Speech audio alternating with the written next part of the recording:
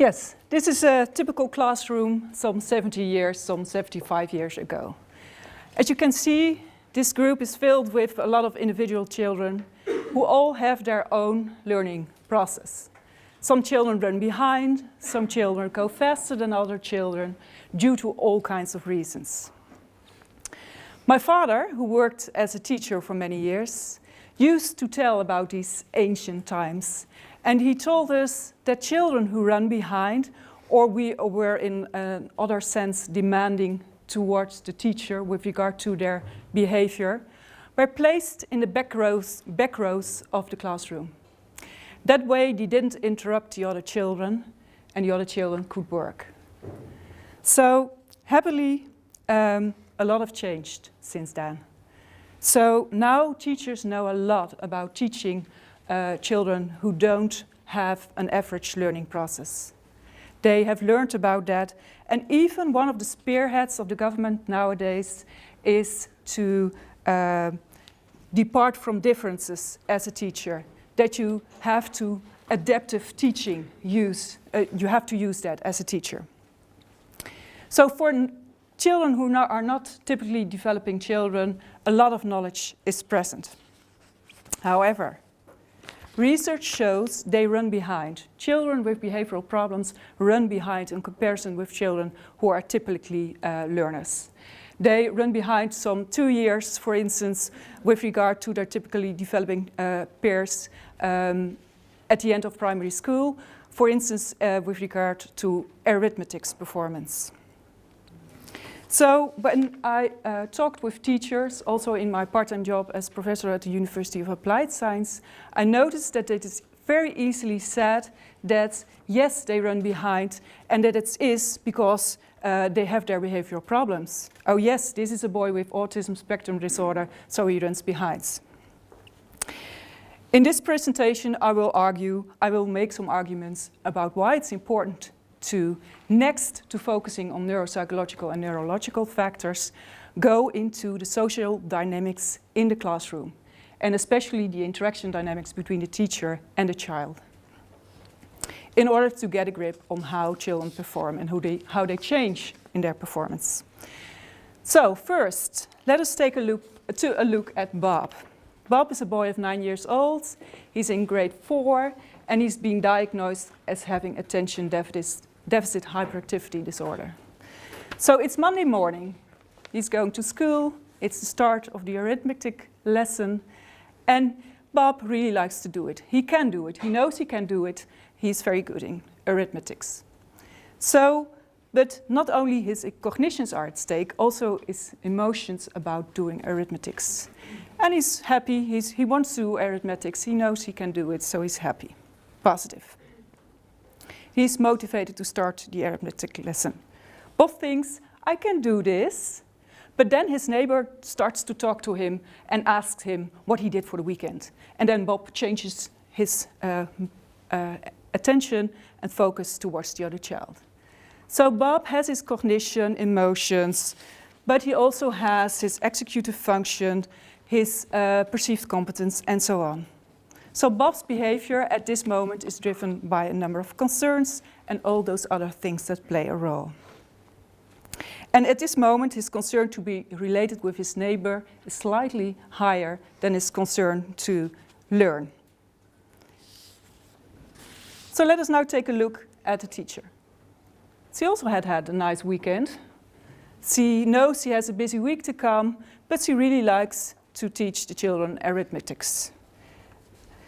But she also has her cognitions, emotions, motivation, self-regulatory skills, and so on and so forth with regard to teaching children arithmetics. Learning takes place in interaction. So not only Bob has his cognitions, emotions, and so on, but also the teacher.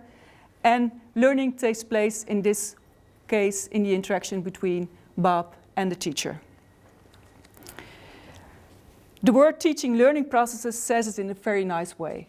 Learning takes place in Bob, teaching takes place in the teacher, and together they build up this mutual process of teaching learning.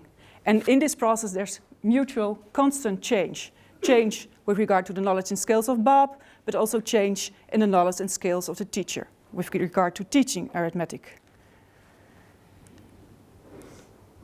So over the long-term time period, Bob develops a certain pattern into his learning behavior and his skills with regard to arithmetic.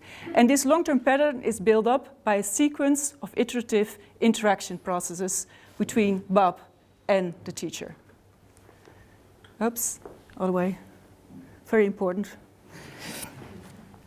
So in order to get a grip onto this long-term developmental process, one needs to go into these short-term interaction sequences. There's a mutual relationship between those timescales. So what happens on the actual interaction timescale has an effect on the long-term learning trajectory of Bob, but also the other way around. And what is interesting to know is what are good micro strategies that you can use as a teacher in order to create an optimal interaction situation. In other words, what can a teacher do to scaffold Bob's learning process? So by scaffolding, I mean, what can you do as a teacher to scaffold, to make a scaffold for Bob to build up his knowledge? What help can you give in order to let Bob learn, and this help which you can draw back when Bob has learned the skill? In our own empirical research, we followed 5 children with behavioral problems in special education over a period of 2 years and videotaped them every 2 weeks during arithmetic lessons. We did the same for 5 typically developing children in regular education and also videotaped their behavior and learning progress. We found also that children with behavioral problems run behind in comparison with the other children, and this running behind becomes bigger over the 2-year period. When we analyze the short-term interaction processes, patterns, during the individual instruction moments, we noticed a very much asymmetric engagement level between the teacher and the student, in the sense that the teacher had much more inbringing, much more contribution to the interaction than the children. We measured that both in the gestures that they did, and the action-reaction patterns in that, and also in the verbal utterances. As an example, we measured the number of self-iterations, utterance in which the person reacts on its own previous utterance. For instance, a teacher who says, "What do you have to do here? I think you have to fill in the answer." Above on the right, you see the sequence of turn-taking actions, and you see that the teacher has much more inbringing than the student. In 64% of the cases of the utterances, the teacher says something and she responds towards their own utterances in 47% of the cases. So there was a significant negative relation between the response match between student and teacher, the quality of the interaction, and the number of self-iterations that the teacher had. And again, this points to a very asymmetric engagement level in the interaction.